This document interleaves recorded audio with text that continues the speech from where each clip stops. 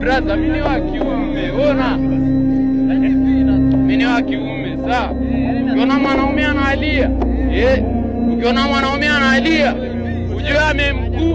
ujue amemkuta alafu mimi sinalia leo. Kuna kitu watu wengi hawakielewi kuhusu mwanaume.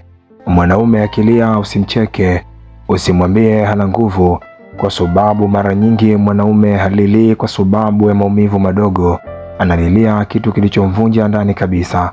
Unapomwona mwanaume machozi yakimtoka, ujue amebeba mengi ambayo ameshindwa kueleza kwa maneno. Na wakati mwingine haya si machozi yake tu, ni machozi ya taifa lake, ni maumivu ya kuona watu wake wakiteseka, wakipoteza matumaini, wakiamka kila siku bila kujua kesho itakuwaje. Mwanaume anaweza kuvumilia njaa, anaweza kuvumilia kushindwa, anaweza hata kuvumilia maumivu yake mwenyewe, lakini inapofika siku akaona watu wake wanaumia na yeye hana uwezo wa kubadilisha chochote, hapo ndipo moyo wa mwanaume unapovunjika. Ukiona mwanaume analia, usiulize mbona analia, jiulize kwanza, jambo gani limemfanya mwanaume huyu ashindwe tena kujizuia?